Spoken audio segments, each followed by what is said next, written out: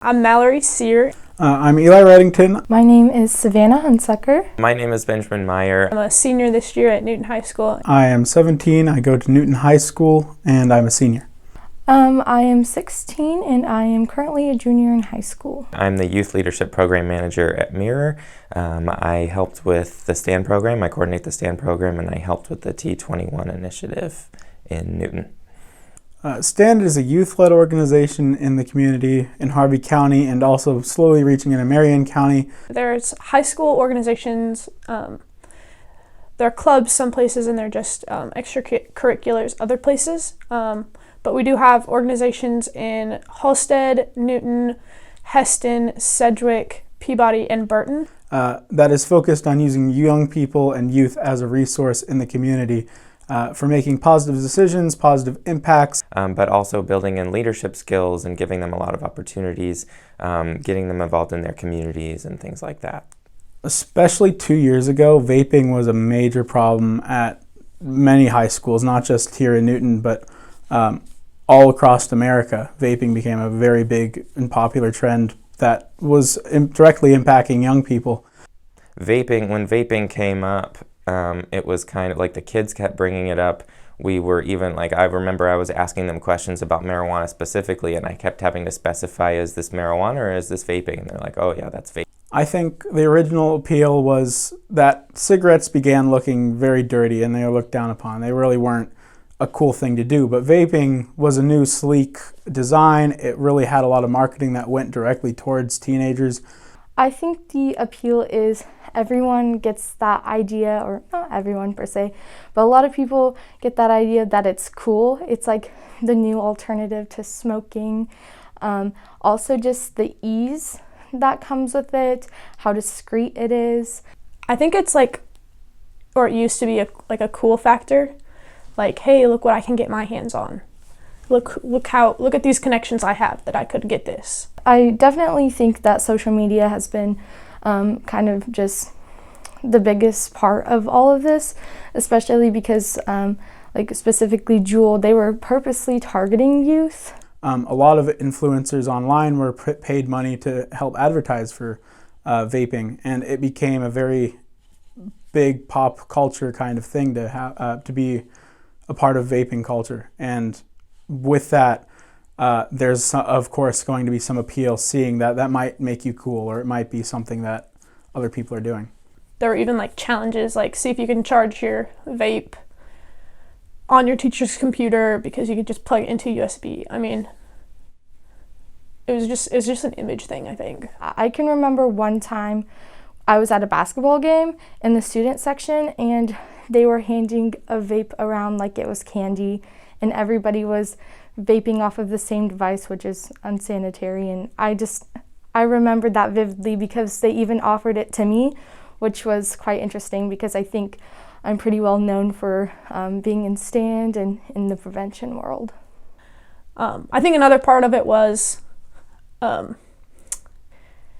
inhaling, or I don't even really know how it works, consuming like fruit flavored and like flavorful types of nicotine is better than just like menthol that would be like normal cigarettes and normal tobacco. And I think that kind of almost masks the harm of it, because it's like, hey, I'm just, puffing on some watermelon, and you don't really make that connection in your mind that that's really bad for you. When we first started talking about T21, vaping was very prevalent in the high school. In fact, people often made fun of the bathrooms in certain buildings being called the vape rooms, because it was very clear as soon as they were out of the classroom, they'd make a bathroom pass, but they weren't using the bathroom. They were going to be vaping in there. And honestly, that wasn't even trying to be hidden by some students. T21 is a national movement. It's T stands for tobacco, and it's basically moving the age of sale of tobacco products to 21. So basically what we know is that when the vaping craze exploded back in like 2018 or so, kids were getting tobacco products and vaping products from those who were, you could buy them at 18. So there were 18-year-olds in the high school that could legally purchase those products. So they were not allowed to have them in school, but they could buy them. So it was pretty easy for those 15, 16, 17-year-olds to get them from their friends who were 18. So even just moving that age to 21 from 18 could drastically decrease the usage within high school. We're definitely not trying to use scare tactics when we talk to people about this. We're not trying to say, oh, if you drink alcohol once, it's going to ruin your entire life.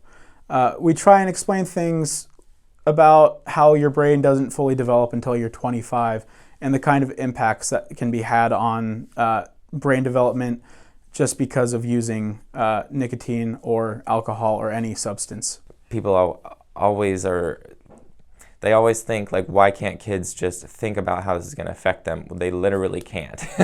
Part of their brain is not developed to help them do that. So if we as adults can help them think through those consequences, see those consequences a little bit more. Obviously, it varies from kid to kid too. So some kids can make up their mind early on, and some kids can make that positive decision on their own as well.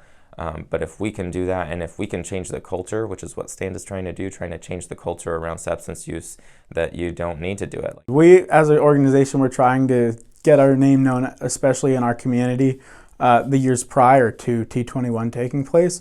But as soon as we got up there and actually spoke, because we were taking, instead of just action of education, we are also now advocating for policy change. That's a big thing, that young people's voice are often a very powerful one when it comes to small government, especially in local city commissions like our own. Since I had been involved in STAND, I had not been a part of speaking to a city commission on a controversial topic like vaping. It's not the most controversial, but the kids definitely received some backlash, and I didn't realize that was going to happen. There was some social media bullying. There were adults. We thought that we could just go speak to the city commission, and when we got there, there were 3 different news stations there, and it was being covered, and that night it was on every single one of the news stations. In person, we did not receive any negative feedback at all. Actually, at our city commission meeting where we were presenting about T21 at about the 3rd meeting, a local vape shop owner came to that meeting, and we expected them to speak up against the ordinance, but instead they stood up and supported it. They told us they had already implemented the 21 age limit restriction at their vape shop before the ordinance was even passed, because they supported what we were doing. And all the commissioners, as it was passed unanimously in the city commission. We had received a couple messages online. Most of those were either someone who were already under 18 and legally couldn't be purchasing anything with nicotine in it already, or it was from people who really didn't fully understand what it was that we were trying to do in the community. Especially whenever we did the Tobacco 21 thing, speaking to the city commissioners, they published an article in the local newspaper saying that we would be speaking to the city commissioners, and some students from our high school had seen that and started posting about it, and they posted some very hurtful statements. And then after everything had happened, I remember the day after, I woke up in the morning to multiple messages like threatening me and such, and so that was really scary. So if they want to, hate on us for trying to create a healthier community, that's their deal, and we just know we're in it for the right reasons, and it's something that's going to benefit everybody. So I think it's important to encourage my friends and just the individuals around me to make healthy decisions, just because, of course, they're my friends and they're people that surround me every day. So if they're doing something negative and I see them going downhill, it kind of brings me down a little bit as well. And I'm pretty optimistic, so I like to see everybody do as well as they can do.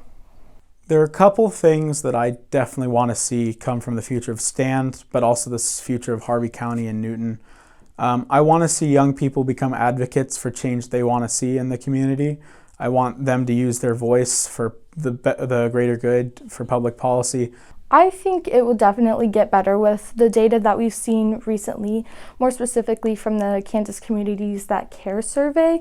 We've seen vaping use go down not a ton, but tremendously for the short amount of time it's been since we've kind of attacked this idea. So I definitely feel pretty optimistic about it.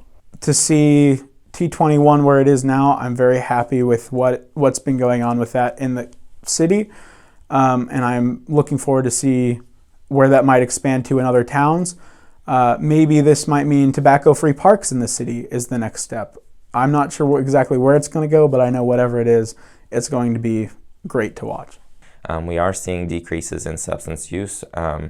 I'm seeing amazing kids come through stand and go on, and I can't wait. I've only been a part of it for 3 years, but I can't wait to see what they all go on to do. It's really inspiring for me, and I can't not be positive because we've got some amazing kids, and I've seen them do some incredible things, even just in high school.